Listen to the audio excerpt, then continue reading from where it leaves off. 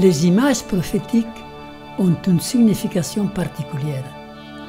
Chaque fois qu'une image, un nom, un titre ou un adjectif sont utilisés, nous devons chercher à comprendre le pourquoi, car rien n'est fortuit dans la parole de Dieu. Il nous est dit, la parole de l'Éternel est éprouvée. Rien n'est inutile dans la révélation. Les choses que nous n'arrivons pas à comprendre maintenant s'avéreront comme ayant été nécessaires dans l'au-delà à la lumière de l'éternité. Je vous propose une étude pour comprendre le sens du mot malheur appliqué aux 3 dernières trompettes de l'Apocalypse.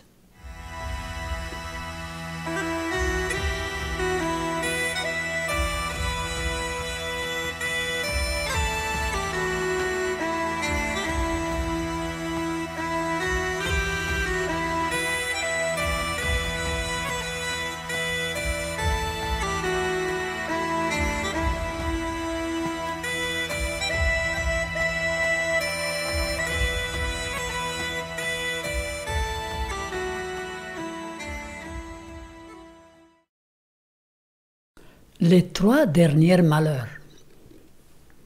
Pourquoi les 3 dernières trompettes sont-elles décrites aussi comme des malheurs? Les trompettes du livre de l'Apocalypse, comme nous avons vu dans notre étude précédente, montrent des châtiments ou des punitions permises par Dieu, ou par sa providence, pour tenir en échec les puissances qui luttèrent contre son peuple. L'image de Jéricho étant un type, nous voyons son antitype dans le livre de l'Apocalypse.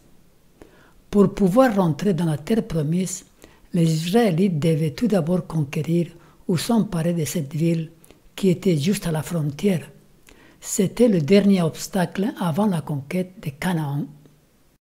Dans le livre de l'Apocalypse, juste avant l'entrée du peuple de Dieu dans la Canaan céleste, il faudra conquérir Babylone et il faudra encore 7 trompettes pour que celle-ci succombe. Josué reçut des directives très précises pour s'emparer de la ville de Jéricho. Rappelez-vous, dans l'histoire de Jéricho, comment il a fallu faire le tour de la ville pendant 7 jours, puis le 7e jour, il a fallu faire 7 tours en sonnant de la trompette pour que les murailles s'effondrent. Ces directives trouvent un accomplissement historique dans les 7 trompettes de l'Apocalypse qui feront tomber la Jéricho moderne, c'est-à-dire Babylone. Les trompettes furent des instruments qui préparèrent la punition, la chute de Jéricho. Le son de la trompette envoie un signe clair et fort. Attention, danger imminent. Les trompettes de l'Apocalypse montrent comment Dieu a fait pour contrôler les puissances politiques et religieuses qui luttèrent contre son peuple. Les 4 premières trompettes révèlent les châtiments administrés à l'Empire romain. La 5e et la 6e révèlent des châtiments dirigés contre l'Antichrist du Moyen-Âge. La 7e, comme nous le verrons plus tard, nous révèle des événements actuels et futurs. Elle dévoile des sanctions à l'encontre des puissances qui vont former ou collaborer à la formation de l'image de la bête. Les 3 dernières trompettes, c'est-à-dire la 5e, la 6e et la 7e, sont décrites comme étant aussi des malheurs.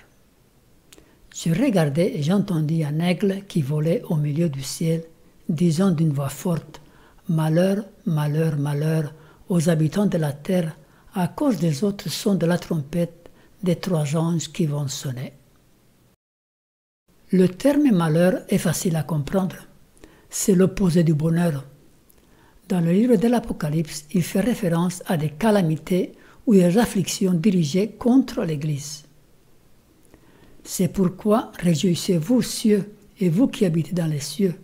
Malheur à la terre et à la mer, car le diable est descendu vers vous, animé d'une grande colère, sachant qu'il a peu de temps.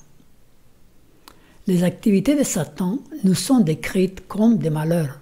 Et c'est ainsi que la 5e et la 6e trompette furent un grand malheur pour le christianisme, pour l'Église naissante au Moyen-Orient. Malheur, malheur, malheur aux habitants de la terre à cause des autres sons de la trompette des 3 anges qui vont sonner. La 5e trompette décrit la naissance de l'islam et ses premières conquêtes. Le 5e ange sonna de la trompette et j'ai vu une étoile qui était tombée du ciel sur la terre. La clé du puits de l'abîme lui fut donnée. Et elle ouvrit le puits de l'abîme, et il monta du puits une fumée, comme la fumée d'une grande fournaise, et le soleil et l'air furent obscurcis par la fumée du puits. Cette étoile fait référence à Satan, qui fut chassé du ciel. Le prophète Ésaïe décrit la chute de Satan ainsi. « Te voilà tombé du ciel, astre brillant, fils de l'aurore. Tu es abattu à terre, toi le vainqueur des nations. » Et Jean nous décrit aussi de manière similaire le bannissement de Satan du ciel. Quand le dragon vit qu'il avait été précipité sur la terre, il poursuivit la femme qui avait enfanté l'enfant mâle. Donc le dragon a été précipité sur la terre. C'est l'ange, c'est cette étoile qu'on voit dans la 5e trompette. Le dragon, c'est Satan. Il nous est dit que la clé du puits de l'abîme lui fut donnée. L'abîme fait référence au lieu où Satan demeure. L'abîme, synonyme des ténèbres, confusion, obscurité, c'est le contraire de la lumière. Et c'est dans l'abîme que Satan puisa ses idées pour inspirer le fondateur de l'islam. Il nous est dit, et elle, la clé, ouvrit le puits de l'abîme. L'abîme, ce n'est pas un lieu géographique, c'est un lieu imagé. Rappelez-vous que l'Apocalypse est très imagé. Une fausse religion venait de naître qui allait devenir un malheur pour le christianisme et pour l'Église chrétienne. Il dit, il monta du puits une fumée, comme la fumée d'une grande fournaise, et le soleil et l'air furent obscurcis par la fumée du puits. Ceci décrit les invasions sarrasines du 7e siècle. De la fumée sortirent des sauterelles qui se répandirent sur la terre, et il leur fut donné un pouvoir qu'ont les scorpions de la terre. Ces armées sont comparées à des sauterelles. À l'époque de Gédéon, dans l'Ancien Testament, on voit les invasions des soldats des Madians, qui sont les ancêtres des Arabes, qui sont aussi comparés à des sauterelles. Juge 6 nous dit, quand Israël avait sémé, Madian montait avec Amalek et le fils de l'Orient, et il marchait contre lui. Il campait en face de lui, détruisant les productions du pays jusqu'à vers Gaza, et ne laissait en Israël ni vivres, ni brebis, ni bœufs, ni ânes. Car ils montaient avec leurs troupeaux et leurs tentes, ils arrivaient comme une multitude de sauterelles. Ils étaient innombrables, eux et leurs chameaux, et ils venaient dans le pays pour le ravager. Donc ces invasions des Arabes étaient comparées à des sauterelles aussi. Il faut dire et redire encore que Dieu ne fait pas l'histoire. Celle-ci est faite par les hommes. Cependant, les forces du mal interviennent dans beaucoup de décisions prises dans les hautes sphères du pouvoir encore aujourd'hui. Par contre, Dieu ne manipule pas, il laisse les hommes écrire leur propre histoire. Quand le peuple d'Israël ne marchait pas dans les voies de la justice, Dieu les avertit d'un malheur qui viendrait les frapper s'ils ne changeaient pas de conduite.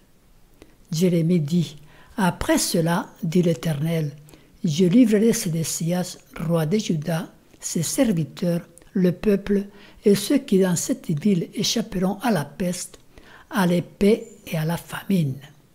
Je les livrerai entre les mains de Nebuchadnezzar, roi de Babylone, entre les mains de leurs ennemis, entre les mains de ceux qui en veulent à leur vie. Et Nebuchadnezzar les frappera du tranchant de l'épée, il ne les épargnera pas, il n'aura point de pitié, point de compassion. » Le roi de Babylone avait pris la décision de venir envahir Jérusalem. Personne ne le força à prendre cette décision, pas même Dieu. Le résultat fut la destruction de la ville et la déportation de ses habitants. Ceci illustre bien les termes trompette et malheur que nous étudions. Et Jérémie 6.1 nous dit « Fuyez, enfants de Benjamin, du milieu de Jérusalem, sonnez de la trompette à Tekoa, élevez un signal à Beth al-Kerem, car on voit venir du septentrion le malheur et un grand désastre. » Dans ces versets, nous voyons que la conquête babylonienne a été une trompette et en même temps un malheur pour Israël. Trompette égale à punition. Malheur égale déportation, exil. Voilà tout ce que le peuple d'Israël avait expérimenté avec les invasions des Babyloniennes. Et c'est la même chose pour les trompettes et les malheurs du livre de l'Apocalypse. Les invasions sarrasines ont été une trompette, une punition pour la papauté qui commençait à prendre du pouvoir et à pervertir la doctrine chrétienne. Et en même temps, il fut un malheur pour les populations chrétiennes qui vivaient dans tous ces pays christianisés. Ce faux système de culte des Sarrasins s'implanta dans une grande partie du monde chrétien de l'époque, l'Égypte, la Syrie, l'Irak, là où le christianisme était né et s'était si bien enraciné. C'est un concept un peu difficile à comprendre, mais Dieu peut utiliser, et je mets le mot entre guillemets, car l'histoire est faite par les hommes. Dieu donc peut utiliser les ennemis de son peuple pour les corriger, comme ce fut le cas pour Israël avec Nebuchadnezzar. Vous allez me dire que ce n'est pas juste, et vous avez raison. Avec l'invasion babylonienne, le juste souffrit à cause de l'injuste. Daniel et ses compagnons étaient des hommes intègres et droits. Cependant, ils durent subir l'exil comme les autres, les méchants, les injustes. Ce n'est pas juste, mais Dieu ne reviendra jamais sur sa décision de laisser le libre arbitre à l'être humain. De même, avec les invasions sarrasines, l'Église chrétienne du Moyen-Orient souffrit des pertes considérables. Mais par là même, le pouvoir de la papauté fut quelque part restreint. Des pays tels que la Syrie, la Jordanie, l'Iran, l'Irak, ainsi que l'Égypte et tout le contour méditerranéen sur le continent africain étaient des pays chrétiens. Cette nouvelle religion balaya petit à petit toutes ces communautés qui durent choisir entre se convertir ou périr par l'épée. L'apôtre Paul nous dit que l'Église apostolique s'était déjà répandue dans tout le monde connu de l'époque. Leur voix est allée par toute la terre et leur parole jusqu'aux extrémités du monde. Les conquêtes de l'Église apostolique furent à la fois rapides et très étendues. De nombreux documents historiques montrent l'extension de ces conquêtes. En Inde, en Chine et partout ailleurs, l'Évangile pénétra avec force, résultat de l'œuvre du Saint-Esprit qui descendit lors de la Pentecôte. Mais vous recevrez une puissance, le Saint-Esprit survenant sur vous, et vous serez mes témoins à Jérusalem, dans toute la Judée, dans la Samarie et jusqu'aux extrémités de la terre. Pierre, apôtre de Jésus-Christ, à ceux qui sont étrangers et dispersés dans le Pont, la Galatie, la Cappadoce, l'Asie et la Bithynie. Et tous les frères qui sont avec moi aux églises de la Galatie, je me rendis ensuite dans les contrées de la Syrie et la Cilicie. Tous ces versets nous montrent l'étendue des conquêtes de l'Église chrétienne. Pour ceux qui lisent l'anglais, le livre Truth Triumphant de Benjamin Wilkinson est excellent à propos de l'expansion du christianisme dans le 1er siècle. Tertullien, qui était un théologien, entre 155 et 220 après Jésus, raconte comment le christianisme s'était répandu déjà à son époque parmi les Perses, les Parthes, les Élamites, en Arménie, en Mésopotamie, en Cappadoce, en Pamphylie, en Égypte, en Espagne et dans la Gaule. L'islam s'implanta dans la plupart de ces régions à partir du 7e siècle. Ce fut un grand malheur pour le christianisme. L'islam sortit subitement après 622 avec la force et la furie d'une tornade. Quand l'islam acheva sa première attaque sur l'Asie mineure et les provinces à l'est, il s'appropria les possessions de l'Empire romain en Asie, au nord de l'Afrique et en Espagne. Dans la première vague des conquêtes de cette nouvelle religion fanatique, la Palestine fut capturée. Ensuite, ce fut la chute de l'empereur et son armée dans une bataille en Syrie. Les disciples de Mahomet continuèrent leur œuvre de carnage, dévastation, pillage et déportation. Les populations chrétiennes qui restaient en Syrie durent s'enfuir vers l'est, laissant leur village en arrière, silencieux et abandonné. Il nous est dit, elles avaient sur elles comme roi l'ange de l'abîme, nommé en hébreu Abaddon et en grec Apollyon. L'ange de l'abîme, Satan, est le roi de ses armées. Son nom, Apollyon, veut dire destructeur, et il vient de l'abîme. C'est une image, non pas un lieu géographique. Les prophéties de l'Apocalypse sont extrêmement imagées et ne doivent pas être prises littéralement. L'abîme ici représente le trône de Satan, là où il siège et dirige ses opérations contre l'Église de Dieu. Nous voyons que Satan sera enchaîné à la fin dans l'abîme, son fief, pendant le millénium. Puis j'ai vu descendre du ciel un ange qui avait la clé de l'abîme et une grande chaîne dans sa main. Il saisit le dragon, le serpent ancien, qui est le diable et Satan, et il le lia pour 1000 ans. Les invasions musulmanes furent dirigées par Satan lui-même. On donnait aux populations conquises le choix entre l'islam ou la mort. C'est ce que l'on appelle la djihad. Dieu n'utilise jamais la force. Tout ce qui est forcé ne vient pas de Dieu. Dieu parle au cœur. Il attire par la manifestation de son amour et il laisse à chacun la liberté de choisir. L'amour ne peut pas être imposé. Toute religion qui utilise la force et la violence est d'origine satanique. Quand les soldats vinrent prendre Jésus au jardin du Gethsémane, Pierre essaya de défendre Jésus avec son épée. Alors Jésus lui dit, « Remets ton épée à sa place, car tous ceux qui prendront l'épée périront par l'épée. Penses-tu que je ne puisse pas invoquer mon Père, qui me donnerait à l'instant plus de 12 légions d'anges ?» Jésus nous a donné l'exemple. Il nous a montré le caractère du Père, l'amour qui se sacrifie, qui se donne, qui ne se défend pas avec les armes, qui n'utilise pas la violence. Voyons maintenant la 6e trompette et le 2e malheur. Le premier malheur est passé, voici il vient encore 2 malheurs après cela. Le 2e malheur fait référence aux invasions ottomanes. Les conquêtes ottomanes causèrent encore davantage de dégâts dans des pays jusqu'à-là chrétiens. Dans l'Empire byzantin en Arménie, au sud-est de l'Europe, et affermir l'islamisation du bassin méditerranéen. Les persécutions des musulmans furent pendant des siècles un grand malheur pour les chrétiens dans ces contrées. L'islam menaça de près l'Europe, puisque en 1520, en plein mouvement de réforme, les troupes ottomanes arrivèrent aux portes de Vienne, en Autriche. Cet événement précis illustre parfaitement le rôle des trompettes de ces invasions. Charles Quint, empereur du Saint-Empire romain, était le défenseur de la papauté. À ce moment précis, Luther s'éleva pour protester contre les abus de l'Église romaine.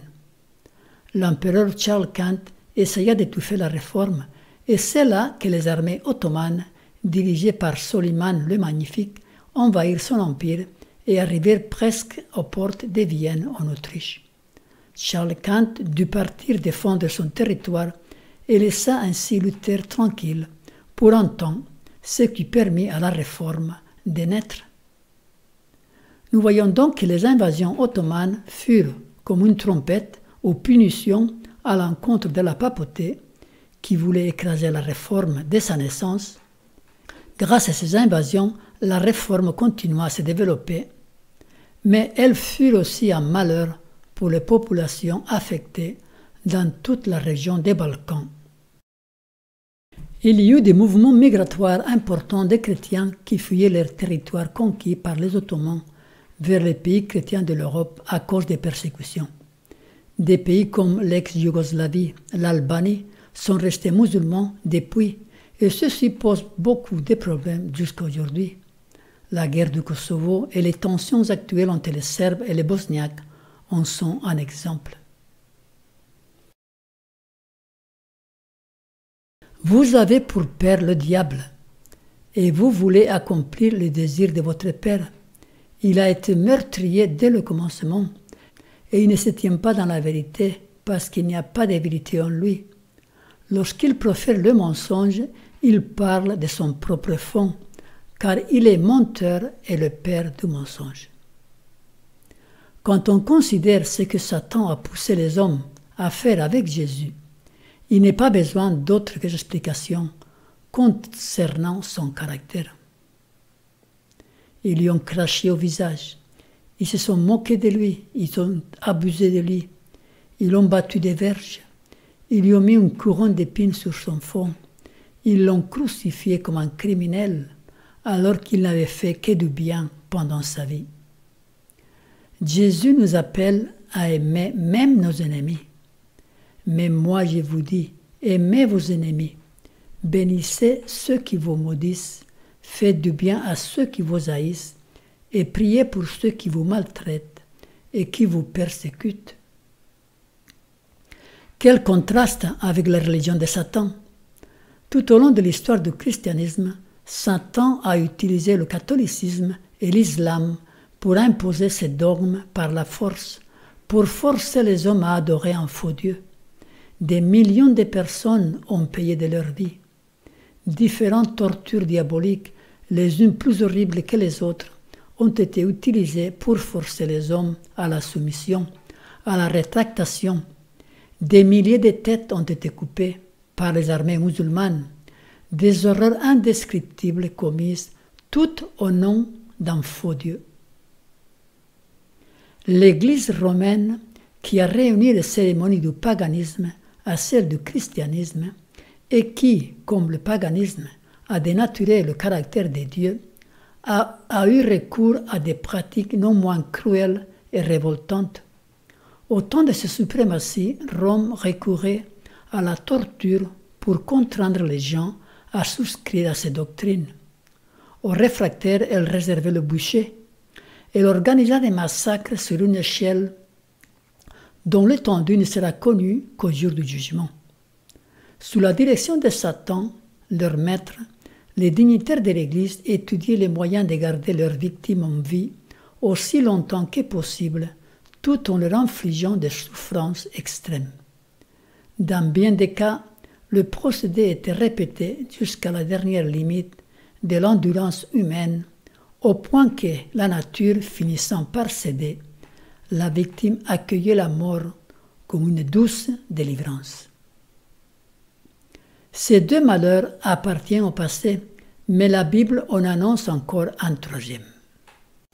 Voyons la 7e trompette et le 3e malheur.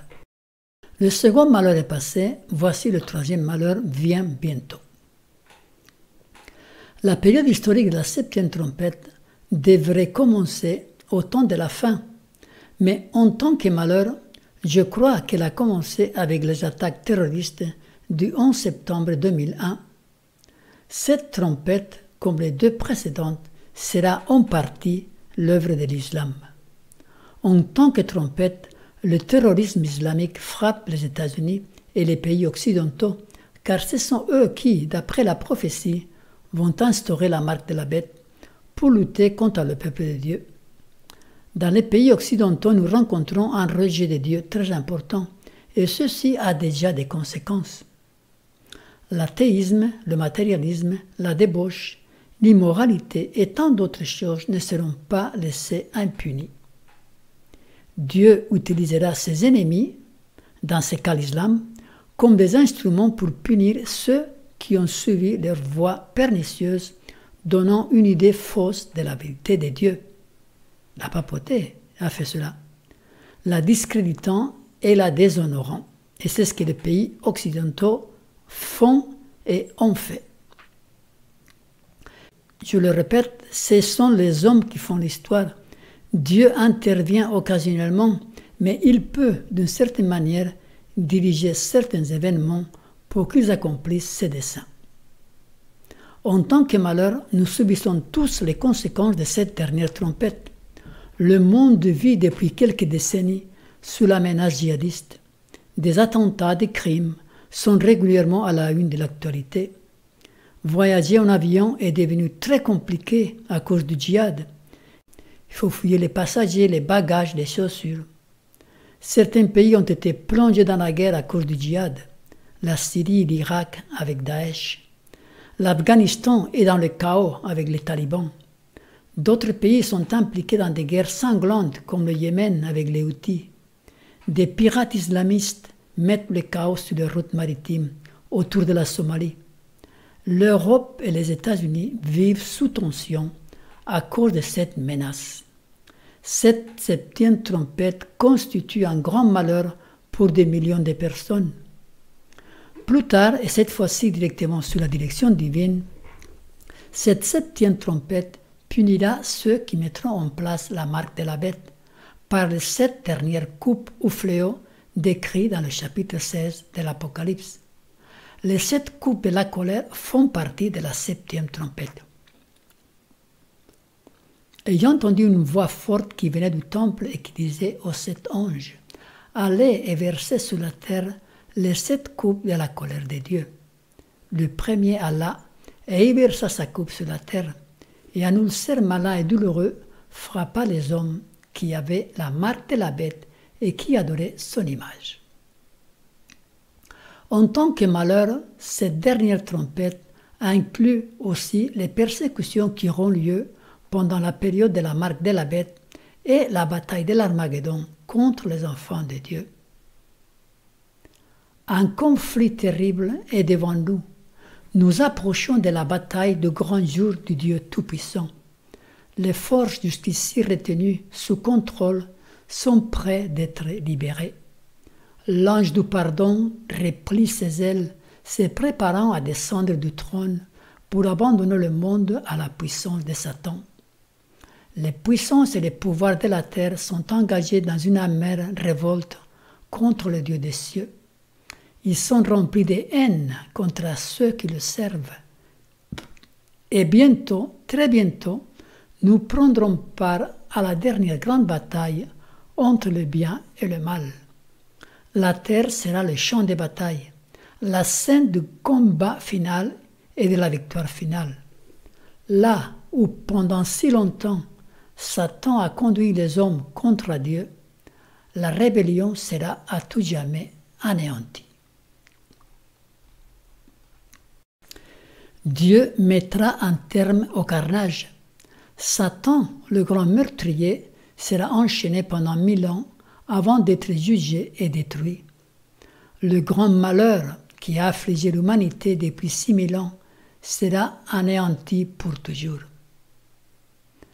L'effort constant de l'ennemi tend à fausser le caractère de Dieu, la nature du péché et l'enjeu véritable du plan du salut. Par ses sophismes, il atténue les exigences de la loi divine et encourage le péché. Il donne de Dieu une conception qui le fait craindre et haïr plutôt qu'aimer. Attribuant à Dieu la cruauté de son propre caractère, il incorpore la haine à des systèmes religieux et à diverses formes de culte. Remarquez cette dernière phrase. Satan incorpore de la haine dans des systèmes religieux et à diverses formes de culte.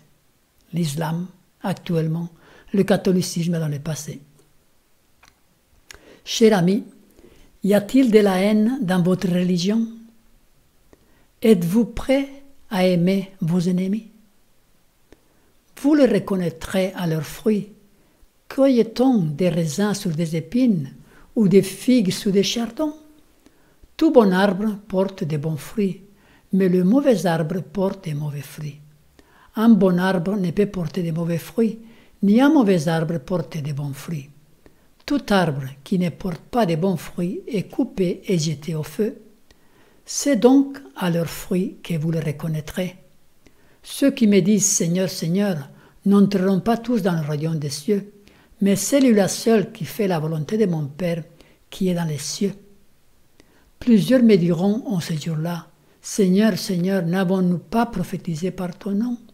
N'avons-nous pas chassé des démons par ton nom? Et n'avons-nous pas fait beaucoup de miracles par ton nom? Alors je leur dirai ouvertement, je ne vous ai jamais connu, retirez-vous de moi, vous qui commettez l'iniquité. D'après ces versets, il est facile de reconnaître la vraie religion chez une personne, aux fruits qu'elle porte dans sa vie et non pas à sa profession de foi. Si nous n'avons pas la vraie religion dans notre cœur, nous risquons d'être un malheur pour le monde.